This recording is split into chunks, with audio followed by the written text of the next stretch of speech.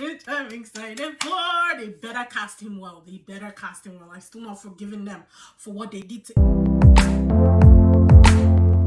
Hi beautiful people, welcome back to my channel. Today we're talking about the One Piece live action, which is on Netflix.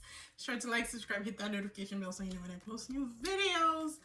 Let's get into it. As a new One Piece fan, I only started watching it a couple months ago since my first trailer reaction, and now I'm on Fisherman's chapter, I think.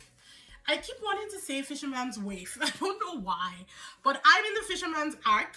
I haven't finished it, so I'm not done with it yet. It's about 530 something, I think. If I'm remembering correctly, I'm confusing it with the episodes of The Return, which is about 700, so it's kind of swerved in my mind. But I think it's about 500 plus. So I still have another 500 episodes to go. I'm not rushing it. I'm not speeding through it. I don't want to catch up. I like having episodes in front of me that I can digest. One Piece live action is centered on chapter 1, which is the East Blue. So they basically introduce us to all the characters that we know and love. And yeah, honestly, I think they did good. The reason why my review is late on this is because I had to disassociate. Every single time somebody came up or something happened, I'd be like, that's not how it happened. And I had to tell myself, I was like, Tala, you need to step back. You need to step away. You are too hung up on the story. I'm not that well versed to be able to speak that much on the anime series or the manga, you know? But live action is created for those people who don't even know that this world exists, and it's a way to introduce them to the world of One Piece. And so when you look at it from that angle, it is perfection in a 8-episode series. Honestly, they could have done more episodes than I would have watched it. But we get introduced to everybody from Roger to Arlong, and I think that they did a great job for the most part. I will be talking about the people that stood out for me the most, and for either good or bad reasons. But the gang themselves, I felt like they were portrayed perfectly. Luffy was a little bit in and out for me. I thought that he could have been more zany and even kookier, but I just love Inaki Godoy so much that I don't even care what he does. I think it's gonna improve definitely in season 2. And season 2 is when we get to see Chopper. I'm so excited. Zoro was perfect. I fell in love all over again with Zoro.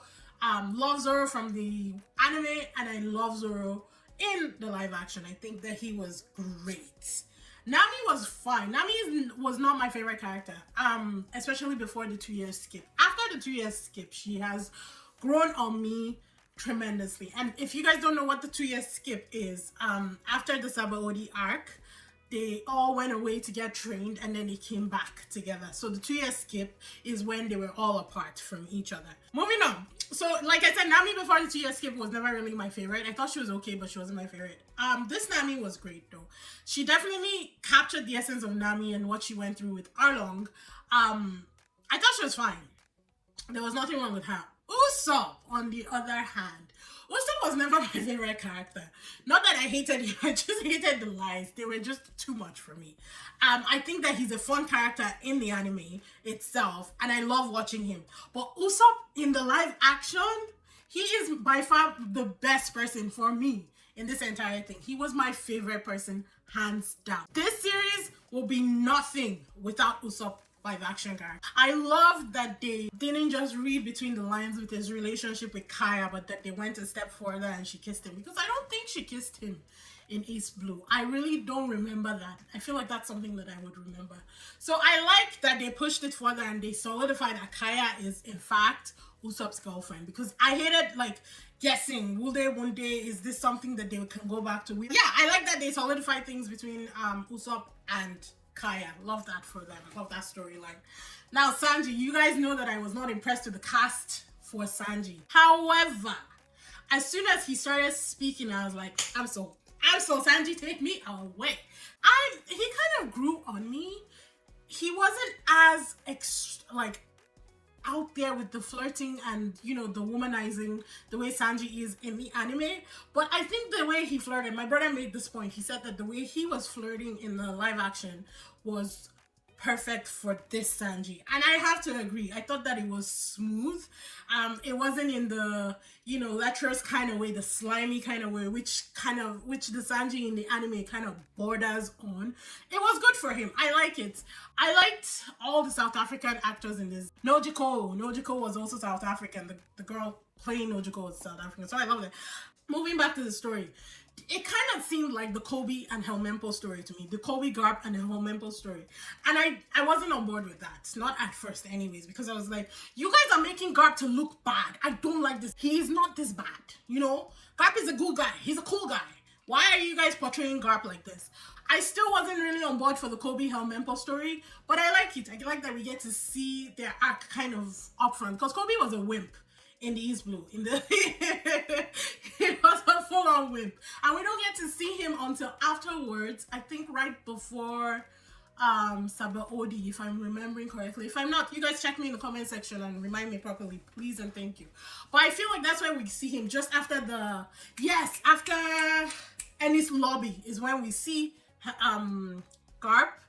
No, when we see Kobe again and Helmeppo. So yeah, they kind of sped it up for this one. And after I got it around my head that it's okay, they're telling a story, they're building a world for us to follow them in, it was fine. I was like, okay, fine, I'll get on board on the Helmeppo Kobe story. Garp himself, I wasn't sold on. I don't know that they got the actor for Garp. Do I like him? Yes, I think he's great. I've seen him in multiple things and he's fantastic.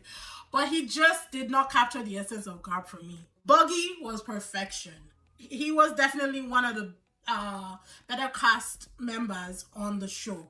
He reminded me very much of Job, Arnett's character from Arrested Development. I can't tell you why, but that's just what kept popping in my head every time that Buggy was on the screen. I actually did not mind Buggy. I think they got Buggy. Buggy is a constant in One Piece, so they had to get it right because he's going to be in it forever unless they change the story and they start killing off characters that they don't need to. My favorite all-time thing about this whole show was the slashing of the wanted posters. The way that each character would slash their wanted poster or remove it or do something, burn it. Like, I love that. I thought that it was so creative. Also, the intros, wherever they would put the One Piece title, it was always different for every episode, showing you what character acts they're going to be talking about. I thought that it was fantastic. Loved it. Overall, if I had to give this a scale, I don't do scales anymore, but if I had to give this a scale, it's a 9.5. And I recommend that you watch it. If you don't even know anything about One Piece, this is the best way for you to get introduced into the One Piece world. It is, I think they took their time. The set pieces were great. The CGI was a little questionable here and there, but nothing for you to, nothing so big that it will take you out of the story. But I do have to point that it was questionable here and there, especially when Luffy was fighting Alvida. I was like, okay, okay. But yeah, I thought that they did great. Honestly, I thought that they did great. Oh, I have to say, the guy who plays Arlong, don't know his name, but I know he was the black detective in Ozark. Loved it. He did so well. He was fan-freaking-tastic, and I loved that performance very much. I am excited to see what else they do. I want to know what arc they're going to. They definitely have to grab Chopper first. I heard people are pushing for Jamie Lee Curtis to play Dr. Kurina, and as soon as they said it, I saw it. I said, yes, she's going to be perfect. Chopper's arc is not the most exciting. I don't think, honestly, I could have skipped that arc altogether, but I think after that, maybe Alabasta is the most exciting, because then we get to even see Ace, which I'm excited for. They better cast him well. I still not forgiving them for what they did to Ace, so he better be cast to perfection. Just saying. But yeah, if you haven't seen it, if you don't know what One Piece is, check it out. It's streaming on Netflix. I think that you will be extremely pleasantly surprised. But yeah, hope you guys enjoyed the review from one novice to another. Thank you for watching. Like, subscribe, hit that notification bell so you know when I post new videos, and I will see you in the next one.